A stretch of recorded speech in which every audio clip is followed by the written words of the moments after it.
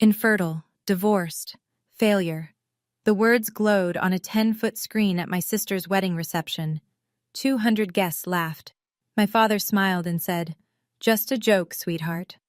My mother swirled her wine like she was watching dinner theater, and my sister, the bride, leaned into her microphone and said, "Don't laugh too hard, she might actually cry." I didn't cry. I picked up my phone, typed one word, "Begin." And the room went so silent you could hear the ice cracking in my mother's glass. What happened next didn't just ruin the party.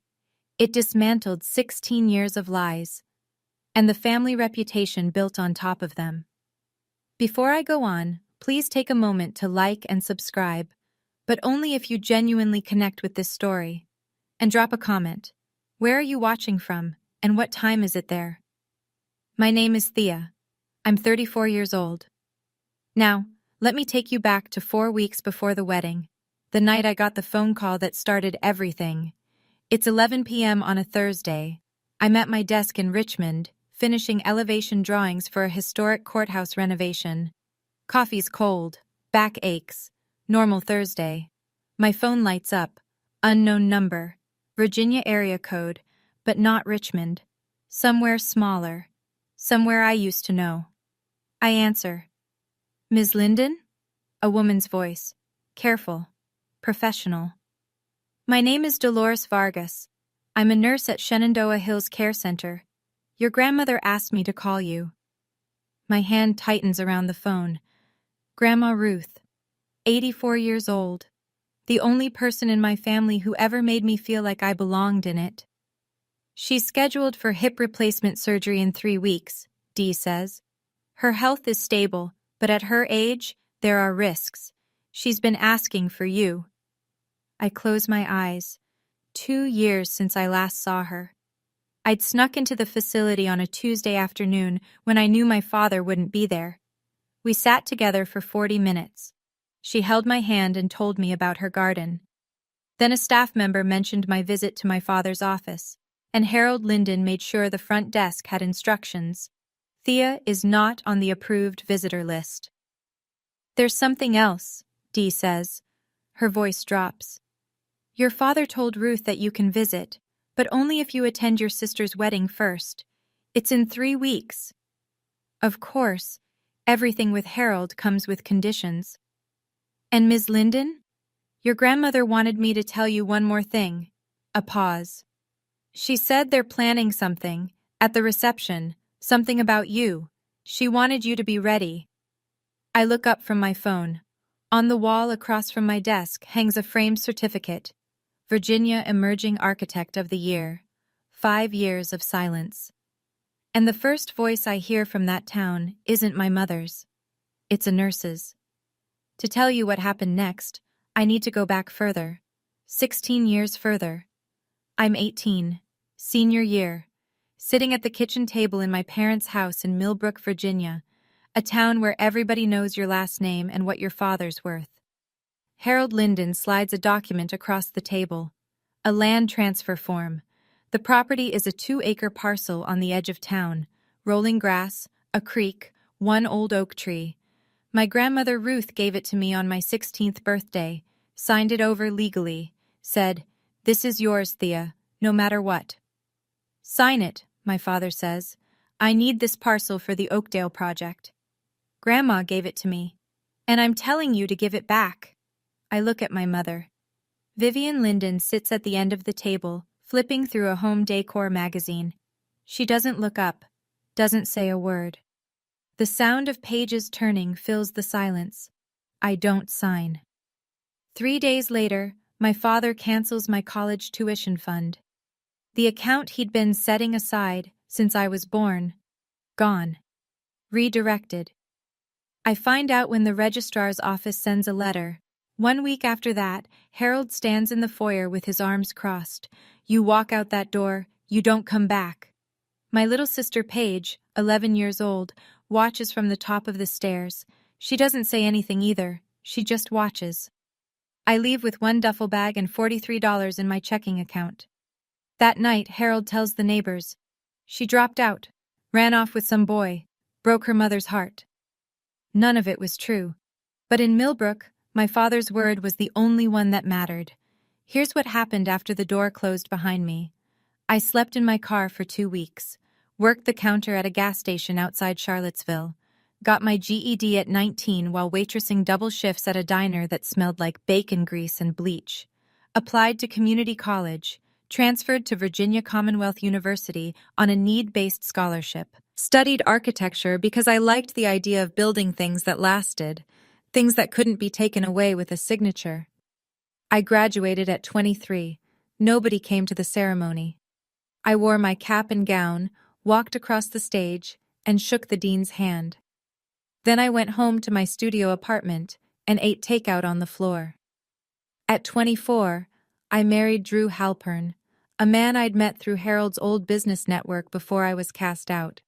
He was 12 years older, charming in public, suffocating in private. He managed my bank account, screened my phone calls, and told me which friends I was allowed to keep. A smaller, quieter version of my father. I got out at 27. At 28, a doctor told me I couldn't have children. A medical fact. I processed it alone, in a clinic waiting room with fluorescent lights and a 2-year-old magazine. Somehow, Paige found out. Drew had stayed in touch with my family after the divorce. He'd always liked having leverage. Now I'm 34, senior architect at Mercer & Hollis in Richmond. I design restorations of historic buildings, courthouses, libraries, theaters. My professional name is T. Mercer Linden. I kept Drew's name hyphenated because the architecture world already knew it. I didn't hide my life from my family to be dramatic. I just stopped performing for people who'd already decided I was nothing. Nobody in Millbrook knows any of this. The morning after Dee's call, I sit in my office with the door closed. Through the glass wall, I can see my colleague Marcus Cole at his desk, headphones on, running cable management simulations for a museum project. Marcus is 36, ex-Army IT, and the most unflappable person I've ever met. He's also the closest thing I have to family. I call Dee back. How bad is the surgery risk? At 84, with her bone density, the surgeon said there's a real chance of complications. She's strong, but she's not young. Dee pauses. She cries your name some nights. She keeps your letters under her pillow. I press my knuckles against my forehead. My grandmother, hiding my letters under her pillow like contraband. Because in that family, loving me is something you have to do in secret. I have 2 options. Go to the wedding, endure whatever Paige and my parents have planned, see Grandma Ruth, or stay in Richmond, stay safe, and maybe never see her again. I knock on Marcus's glass wall. He pulls off his headphones. I need a favor. He listens to everything. The wedding, the slideshow warning, the nursing home ultimatum. When I'm done, he leans back and says, "If you go with a plan, not with hope." I know. And you're going. She's 84, Marcus. She might not make it through surgery. He nods, doesn't argue. Then we make sure you're not walking in blind. That night, I book a hotel in Millbrook for the wedding weekend. I pull out a dress I bought myself, navy blue, well-cut, professional. Not the one my mother will try to hand me. Marcus said, "Go with a plan," so I started making one. And for the first time in 16 years, I was glad my family underestimated me. 3 weeks before the wedding. Harold requires a family dinner. His condition before he'll clear my name at the nursing home front desk. So I drive 2 hours to Millbrook. The house hasn't changed. White columns, manicured lawn, American flag by the door. The performance of respectability, down to the last trimmed hedge. Nobody hugs me at the door. Vivian looks me over. "You look thin. Are you eating?" I'm not thin. I run 3 miles every morning and I eat plenty. But this is how my mother operates. Concern as a weapon, wrapped in a question nobody expects you to answer honestly. Harold sits at the head of the table, same chair, same posture. "So, what are you doing with yourself these days?" "I work at a design firm." "Answering phones, I assume?" I pick up my fork. Don't correct him. Paige arrives late, trailing perfume and self-importance. She flashes a 4-carat engagement ring under the dining room light. Then she pulls me aside in the hallway. I need you to wear something understated at the wedding. Garrett's family is very particular. She tilts her head. You still alone? No one? I say nothing. She smiles. Some people just aren't meant for that, I guess. Before I leave, Vivian hands me a garment bag.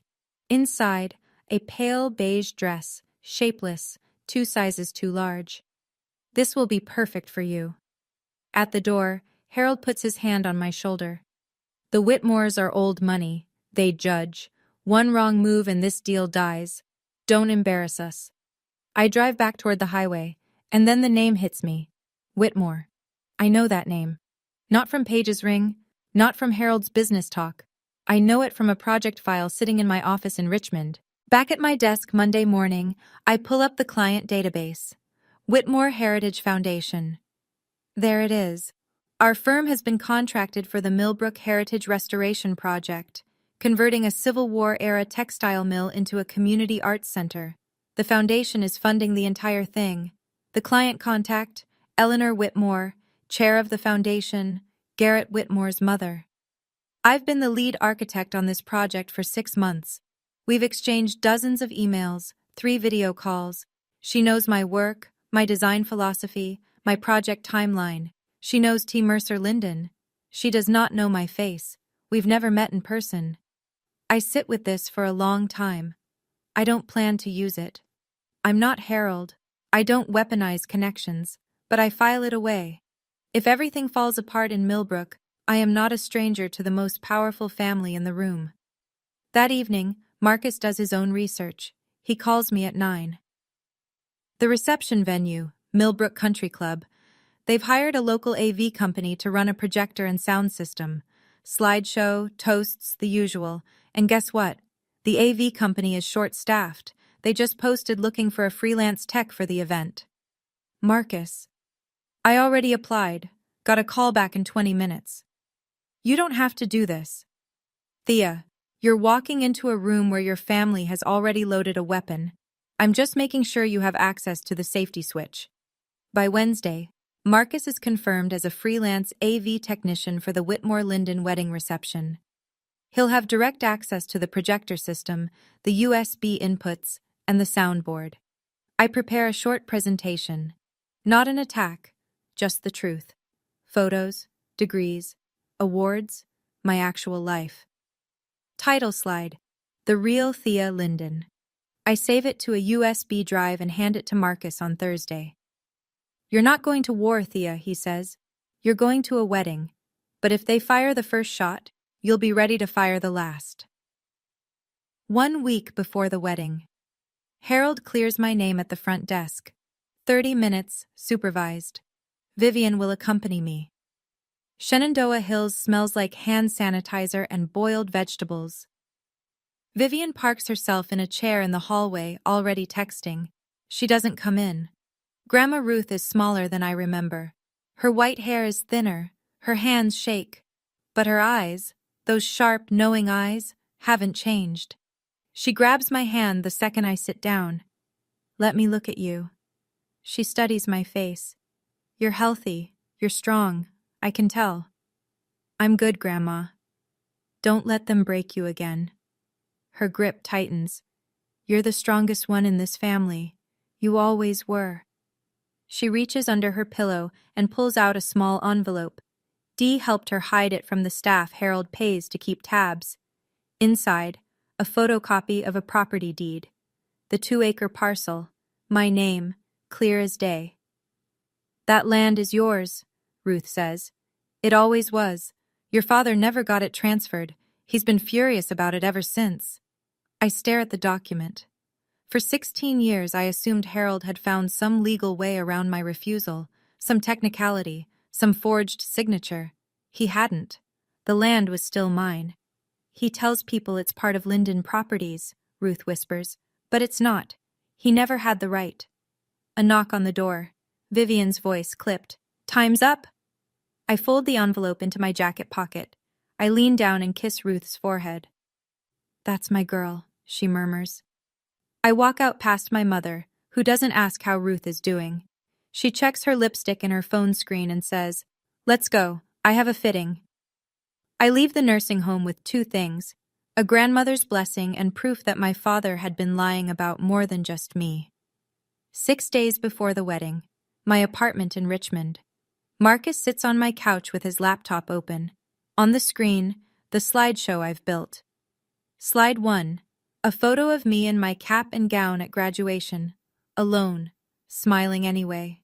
Caption: "No one came to my graduation, I went anyway." Slide 2. My architecture license, framed on my office wall. Licensed architect, Commonwealth of Virginia. Slide 3.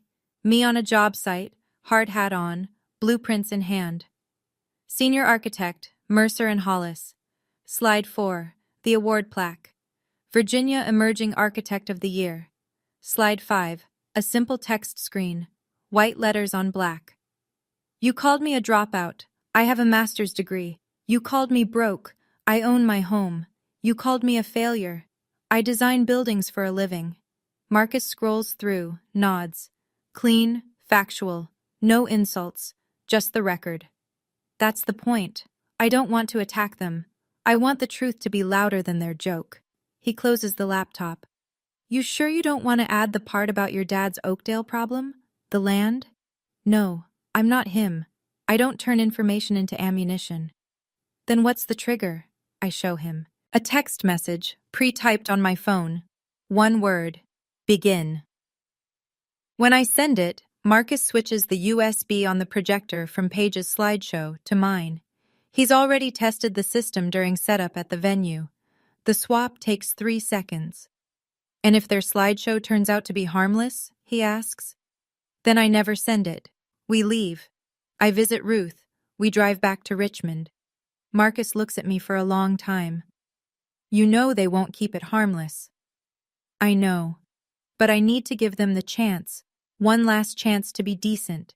Because when this is over, I want to be sure, completely sure, that I didn't fire first. 5 days before the wedding. Harold calls. He doesn't say hello. He says, "Rules. You sit at table 14, back corner.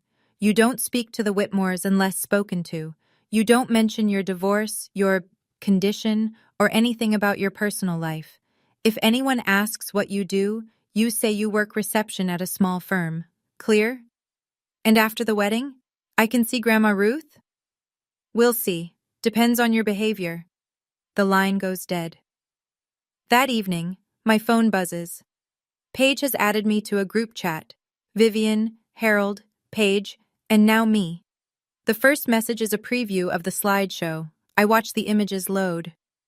The Linden family. And then there's Thea. Old photos of me, stretched and filtered to look unflattering. Cartoon stickers slapped across them. And then the labels, one per slide, bold and centered. High school dropout, divorced, broke, alone, infertile. Paige types beneath the preview. "OMG, this is going to be hilarious. Don't worry, Thea, it's all in good fun." Vivian responds, "Keep it tasteful, Paige." She doesn't say take it down. She doesn't say this is wrong. She says keep it tasteful. As if there's a tasteful way to broadcast your daughter's medical history to 200 strangers. Harold doesn't respond at all. I screenshot every message, send them to Marcus without comment. Then I open my laptop. My own presentation is still up. 5 clean, factual slides. I add one more, a 6th. A quote, white text on black. "The measure of a family is not how they celebrate their best. It's how they treat their most vulnerable." I stare at the word infertile on my phone screen for a long time. Then I close the group chat. I don't respond. There's nothing left to say to people who think your body is a punchline. The wedding day arrives under a clear October sky. Millbrook Community Church, white clapboard, steeple catching the morning sun.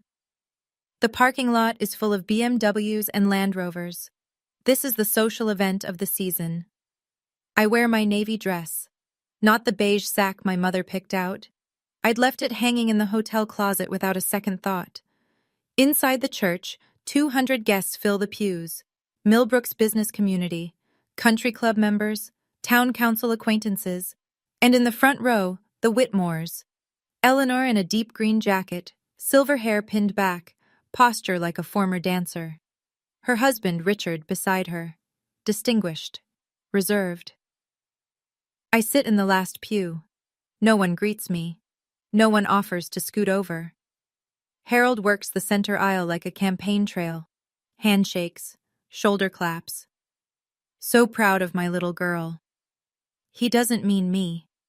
Vivian floats near the altar in a custom ivory dress, murmuring to a friend.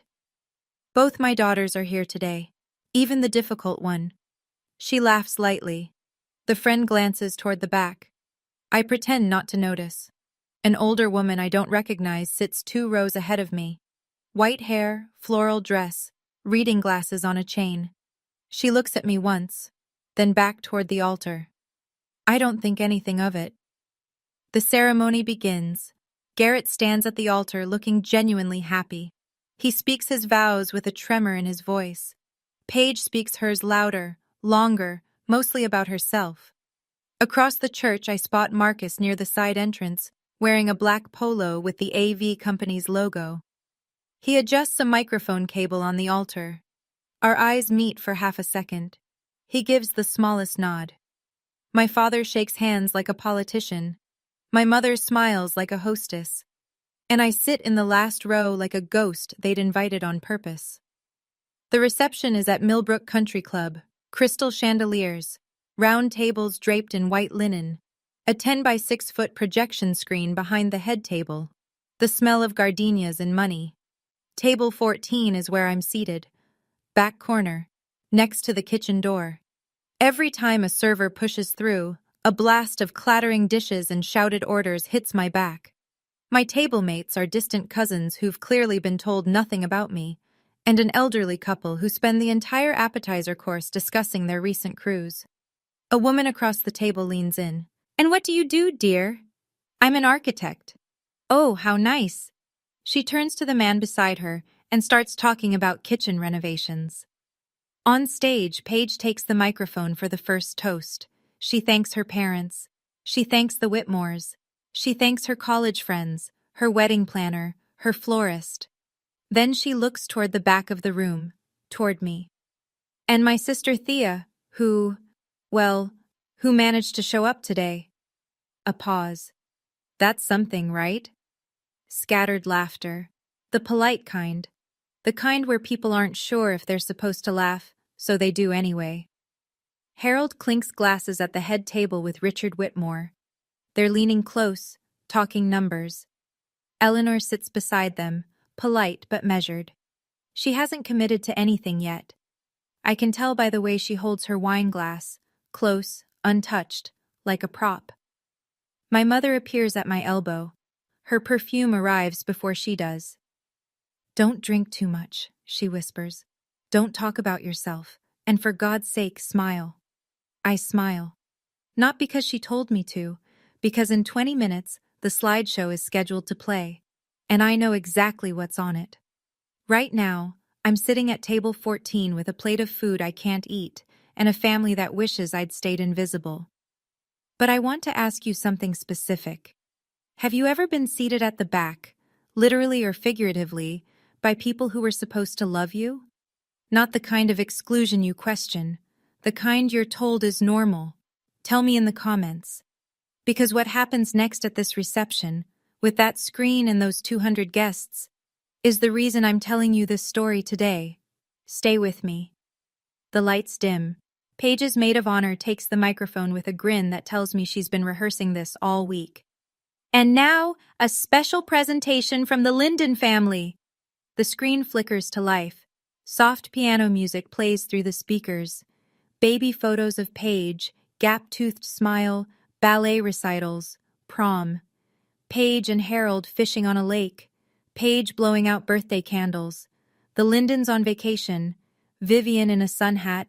Harold with his arm around Paige, the ocean behind them. I'm not in a single photo. The room coos. "Ah!" Eleanor Whitmore smiles politely. Richard pats his son's shoulder. Then come the couple photos. Paige and Garrett at a vineyard, at a football game, at Christmas dinner with the Whitmores. Each one earns a round of soft applause. The music shifts, playful. A drum roll sound effect. The screen reads, "And now, let's meet the rest of the family." Paige grins from the head table. She catches my eye across the room and wiggles her fingers in a little wave. Vivian leans back in her chair with the satisfied look of someone who's been waiting for the main course. My stomach drops, not from fear, from certainty, because I know what comes next. Under the table, my phone is already in my hand. The message to Marcus is typed and ready. One word: begin. My thumb hovers over the send button. I make myself a promise.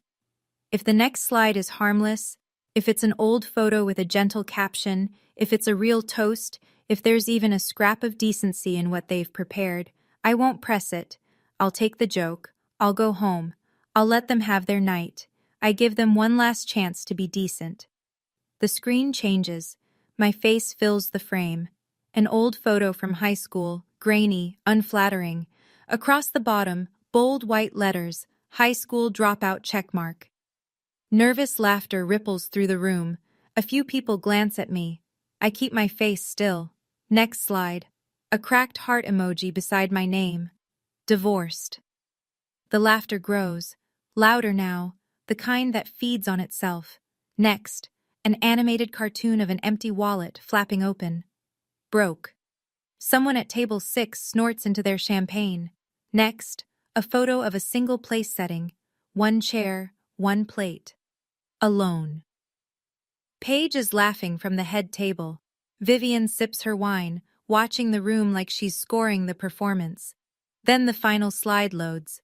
A clip art baby with a red X stamped across it. Infertile. The word fills the 10-foot screen. For a moment, the room goes quiet. The shocked kind. The kind where people realize they've been laughing at something they shouldn't have. Then a few more laughs break through. Uncomfortable, herd following. Paige leans into the microphone. "Don't laugh too hard. She might actually cry." Vivian swirls her wine. Half smile, eyes on me. Harold catches my gaze from the head table. "Just a joke, sweetheart. Lighten up." Eleanor Whitmore is not laughing. I see it clearly from across the room. She sets her glass down on the table with a quiet click. Her jaw tightens. She looks at Harold, then at the screen, then at me. I feel the blood rush into my face. My hands shake. My vision narrows to one word on that screen. Infertile. My medical history. My private grief. Projected for 200 strangers to laugh at. That was the line. And they didn't just cross it. They broadcast it in 10-foot letters. I look around the room. 200 faces, some laughing, some looking away, some pretending to check their phones because they don't know where to put their eyes. Paige is beaming. This is her favorite part of her own wedding. Not the vows, not the first dance, but this. Watching me sit in the wreckage of my own humiliation. Vivian raises her glass slightly. A silent toast to her own cruelty. Harold has already turned back to Richard Whitmore, resuming their conversation as if nothing happened. As if putting infertile on a screen for 200 people is the social equivalent of a knock-knock joke. I look down at my phone. The message is still there. One word. Begin. I think about Ruth, about her hands shaking when she gave me that envelope, about the way she said, "Don't let them break you again." I'm not breaking. My thumb presses send. 3 seconds pass. The slideshow freezes. The screen goes black. Paige frowns. Tech issues?" She waves toward the back of the room. "Can someone fix that?" Behind the AV booth, Marcus pulls Paige's USB from the projector and inserts mine. His hands are steady. He's done harder things under worse pressure. The screen lights up again. White text on a dark background. Clean. Simple. The real Thea Linden. The room goes silent. Not the polite kind. The kind where every head turns and every conversation stops at once. Harold stands up. What is this? Turn it off. He looks toward the AV booth. Marcus doesn't move. The system remote has been locked. The only way to kill it is to pull the power cable in the utility closet, and Marcus locked that door 20 minutes ago. For the first time in 16 years, my father can't silence me. The first slide fills the screen. A photo of me at graduation, cap and gown, standing alone in front of the university seal, diploma in hand. The caption reads, "No one came to my graduation. I went anyway." Murmurs. A woman at table 3 puts her hand over her mouth. Next slide. My architecture license, framed and mounted. Licensed architect, Commonwealth of Virginia. The murmurs get louder. Next. Me on a construction site, hard hat, steel-toed boots, blueprints rolled under my arm. Behind me, the skeleton of a renovated courthouse. Senior architect, Mercer and Hollis. A man near the front turns in his chair to look at me, then another, then a whole table. Next slide. A framed plaque. Virginia Emerging Architect of the Year. Eleanor Whitmore's hand freezes halfway to her glass. The final content slide appears, white text on black. You called me a dropout. I have a master's degree. You called me broke. I own my home. You called me a failure. I design buildings for a living. I stand up from table 14. I don't walk to the stage. I don't grab a microphone. I just stand where I am, in the back corner, next to the kitchen door, and look toward the front of the room. Harold's face is a shade I've never seen, somewhere between fury and fear. This is ridiculous. She probably faked all of this. Paige's smile is gone. Turn it off. This is my wedding. Vivian sits frozen, her wine glass suspended in midair, her face drained of color. The last slide appears. The quote I added 5 days ago.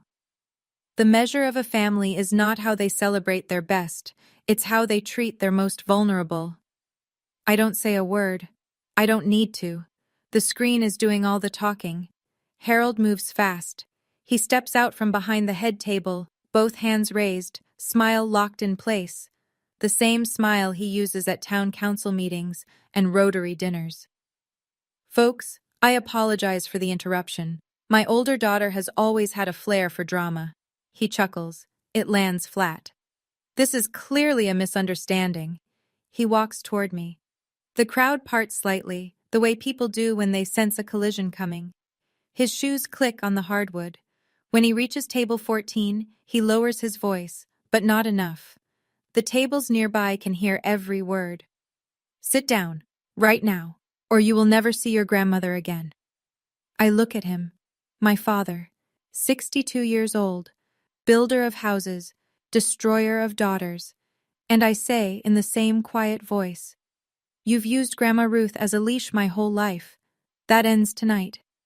His jaw clenches. I will call security. From the head table, a chair scrapes back. Garrett Whitmore stands up. His face is tight. Wait. He looks at Harold, then at me. Let her speak. Paige grabs his arm. Garrett! He pulls free. Something isn't right here, Paige. I want to hear this. The room shifts. I can feel it. The energy tilting. The way a crowd recalibrates when someone unexpected breaks rank. Vivian rises from her seat, her voice cracking for the first time. Thea, please. You're humiliating yourself. I look at my mother. The woman who flipped magazine pages while my father threw me out. The woman who handed me a shapeless dress and told me to blend into the walls. No, Mother. For the first time, I'm not. At the front table, Eleanor Whitmore hasn't moved. But her eyes have. They're locked on the screen, on the words, Mercer and Hollis. And something in her expression changes. I step away from table 14. I don't rush. I don't raise my voice. I walk to the center of the room, between the round tables and the flickering candles, and I stand where everyone can see me. 200 faces, champagne going flat. The piano music has stopped. I didn't drop out. My voice is steady, conversational. like I'm explaining a project timeline at a Monday meeting. My father pulled my college tuition when I was 17 because I wouldn't sign over land my grandmother gave me. Harold opens his mouth. I keep going. I didn't choose to be alone. I was told to leave and never come back. I was 18 years old with $43 in a duffel bag. Vivian's hand trembles on her wine glass. My divorce? I married a man my family chose. He was controlling. I got out. That's not failure, that's survival. A woman at table 5 pulls her napkin to her face. Her husband puts his arm around her. And infertile? I look directly at Paige. That's a medical condition, not a punchline. And you put it on a screen for 200 people at your own wedding. Paige's lower lip quivers. She opens her mouth but nothing comes out. I look at Vivian. You helped design those slides, and you gave me a dress meant to make me invisible. I look at Harold. You told me to sit in the back, stay quiet, and not embarrass you. I let the pause stretch. The only embarrassment in this room is what you just did to your own daughter.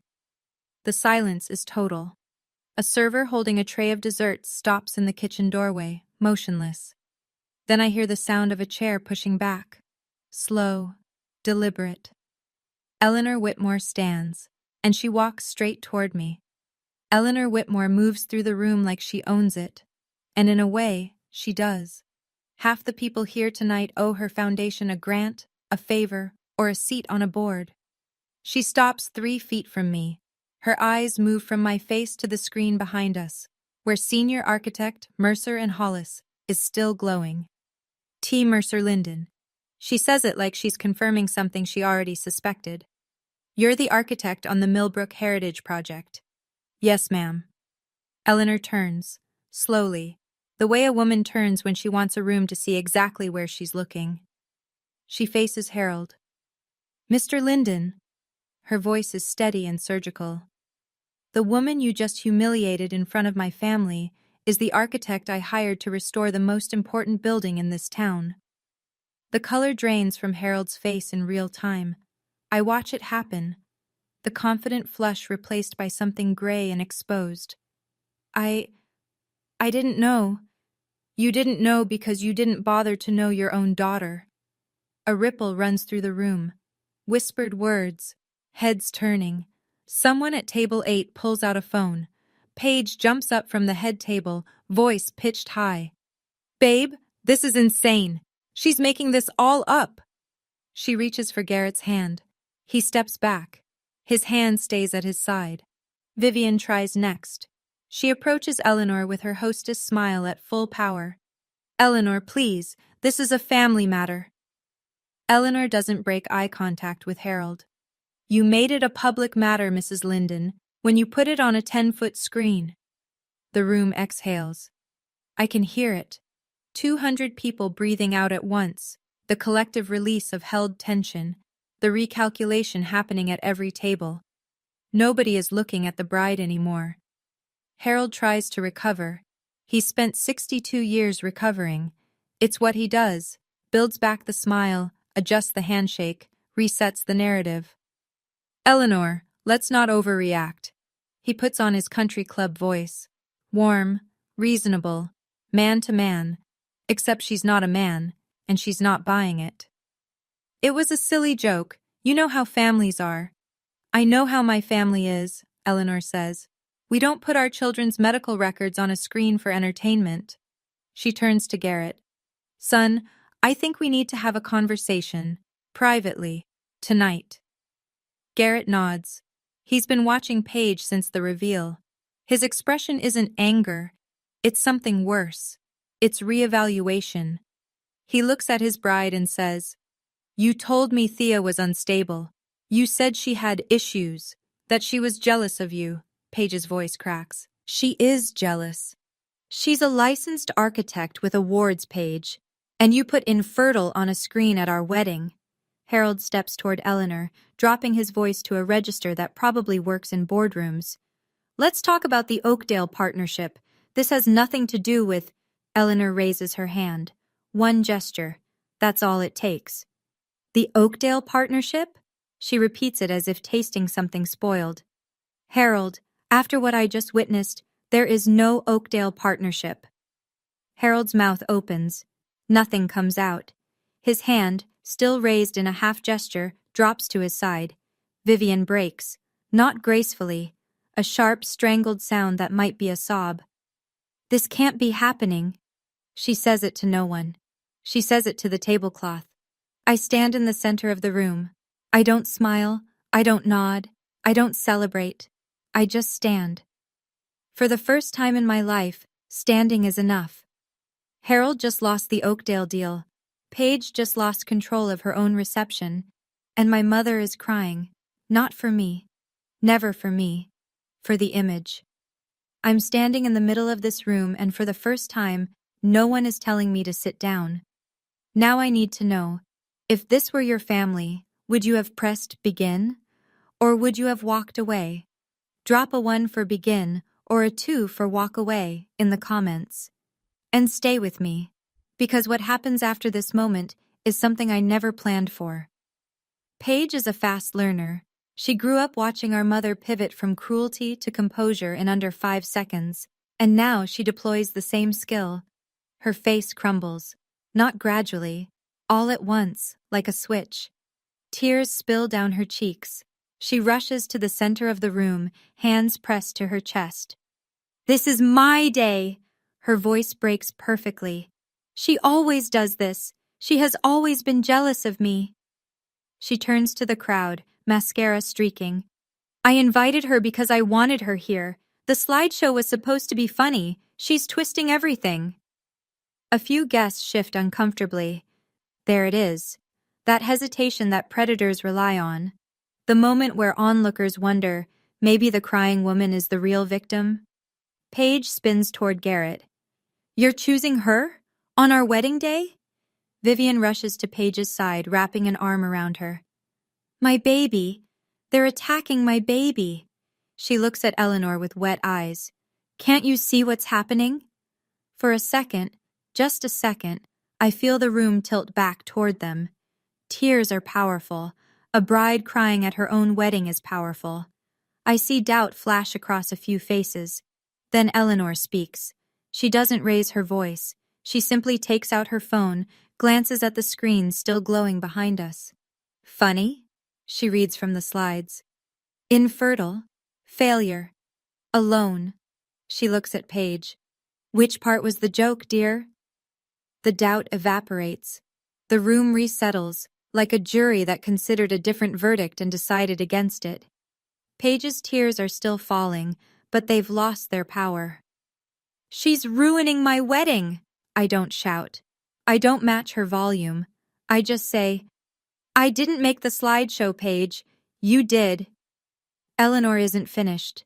She turns back to Harold, and this time, her voice carries the flat precision of a woman who manages a multi-million-dollar foundation. The Oakdale Project. You told us the land was fully consolidated under Linden Properties. Every parcel accounted for. Harold stiffens. It is. I wasn't planning this. I didn't rehearse it. But I hear the words Oakdale and fully consolidated, and something clicks into place. The envelope in my pocket, the deed Ruth pressed into my hands 1 week ago.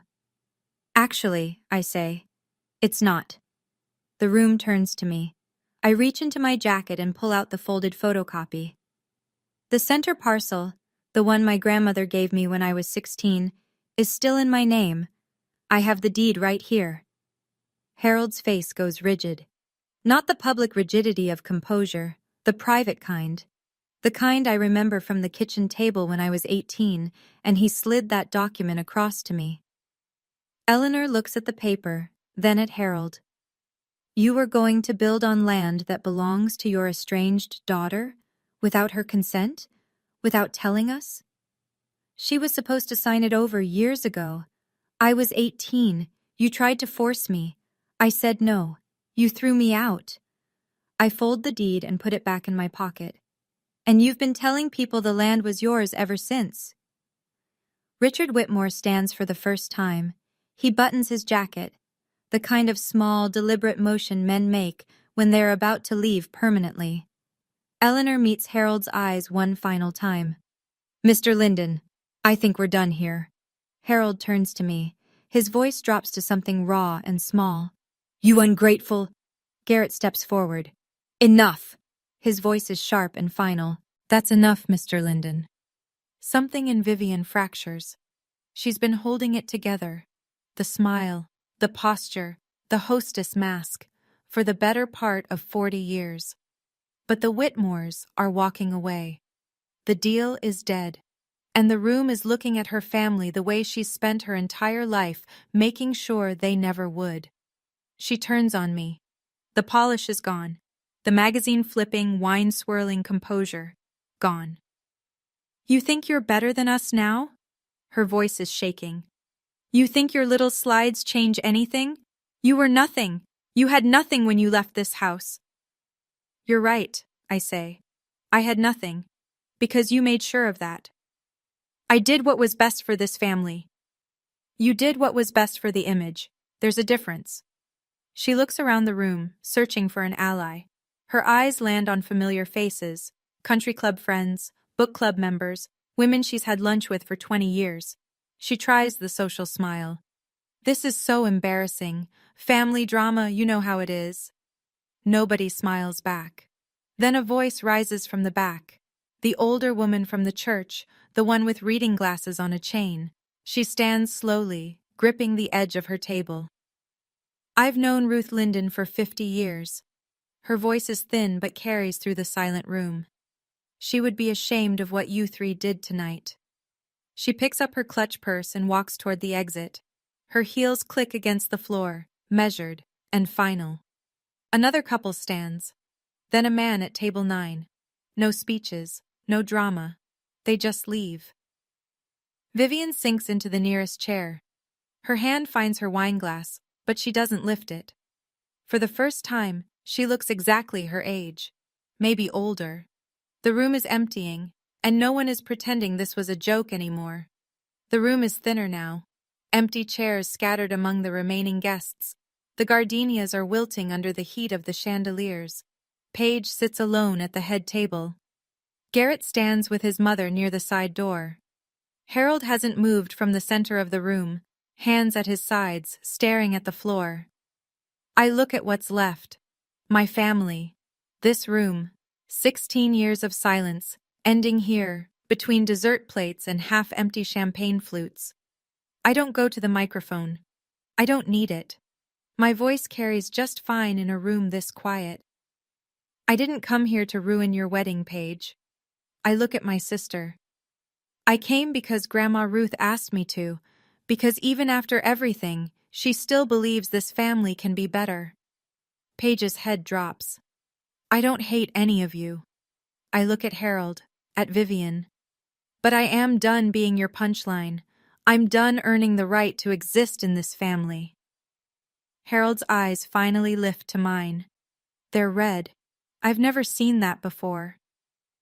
If you want me in your life, it starts with respect. Not conditions, not performances. Respect. I pick up my clutch from table 14.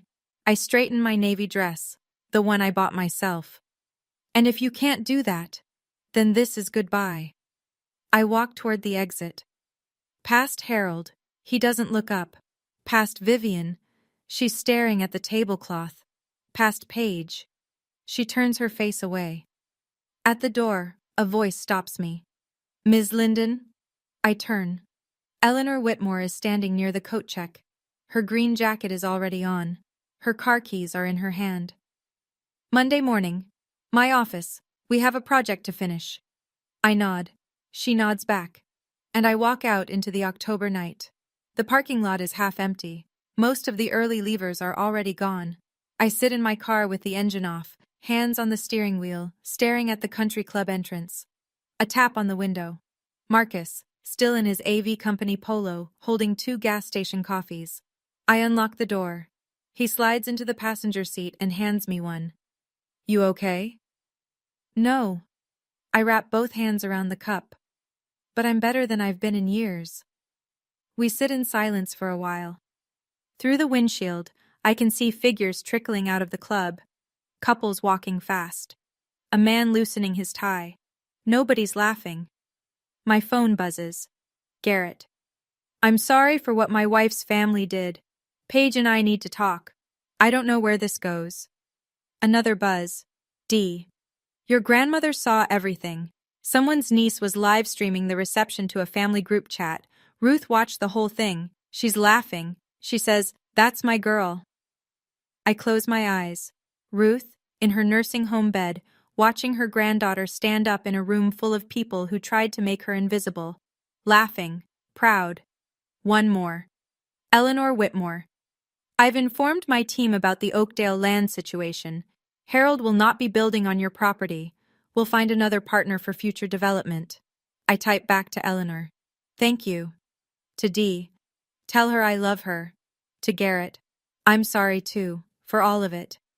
I don't respond to Harold, or Vivian, or Paige. There's nothing to say that wasn't said in that room. Marcus starts the car. Where to? Hotel, then home tomorrow. He pulls out of the parking lot. In the rearview mirror, the country club shrinks. Millbrook is a small town, and small towns do what they do best. They talk. The week after the wedding, Millbrook rearranges itself. I hear this secondhand, from Dee mostly, and from Marcus, who has a talent for monitoring small-town Facebook groups. Vivian is removed from the Millbrook Autumn Gala Planning Committee. No formal announcement, just a quiet email from Eleanor's assistant. We're restructuring the committee this year. Thank you for your past contributions. Vivian calls 3 board members. None of them pick up. Harold loses 2 minor business partners within the first 10 days. A property developer in Staunton pulls out of a joint venture, citing alignment concerns. A local contractor who'd been loyal for 15 years sends a polite letter about pursuing other opportunities. Linden Properties doesn't collapse. Harold's too entrenched for that. But the cracks are visible, and in a town where reputation is currency, cracks spend fast. Paige and Garrett. Garrett asks for couples counseling. Paige refuses. She calls it an insult. By the second week, Garrett packs a suitcase and moves into his parents' guest house. They're not divorced, but they're not together. The book club that Vivian has hosted every third Thursday for 11 years quietly relocates to someone else's living room. No one tells her. I don't follow any of this in real time. I'm in Richmond, back at my desk, back at my drafting table. I have a courthouse renovation to finalize and a heritage project to present. Marcus reads me a post from the Millbrook Community Facebook page while we're eating lunch. Someone shared a photo of the slideshow screen with the caption, "This happened at the Whitmore-Linden wedding. Shame on the Lindens." 87 reactions, 42 comments. You didn't do this to them, Marcus says, closing his laptop. I know. They did this to themselves. You just stopped covering for it. I eat my sandwich. It tastes better than anything served at table 14, 3 weeks after the wedding, a Tuesday evening. I'm reviewing blueprints for the Millbrook Heritage Project. Eleanor's foundation wants the presentation ready by month's end. My phone rings. Harold. I almost don't answer. Then I pick up. He doesn't start with an apology. He starts with an offer. The land. Name your price. Let's end this like adults. The land isn't for sale. It was Grandma Ruth's gift to me. It stays mine. You're destroying this family over a piece of dirt?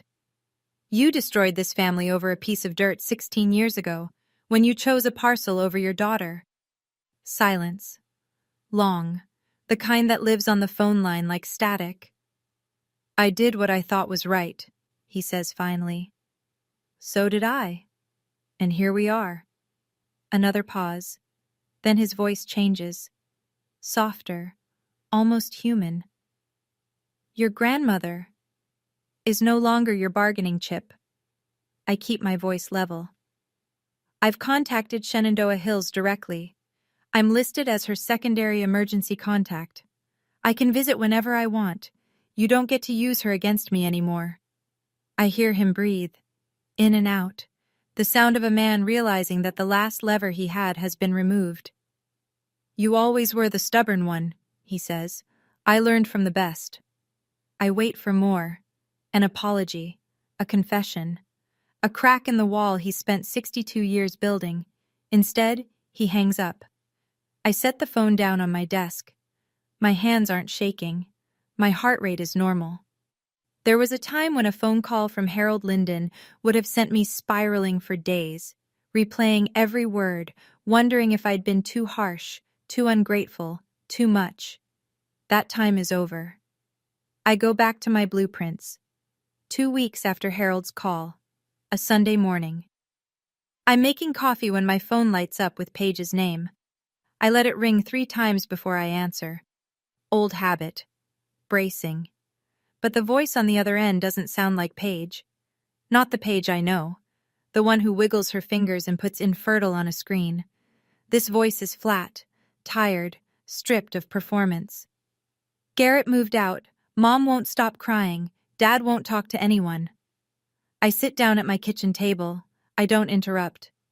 The slideshow was wrong. I know that. She stops, starts again. I don't know why I did it.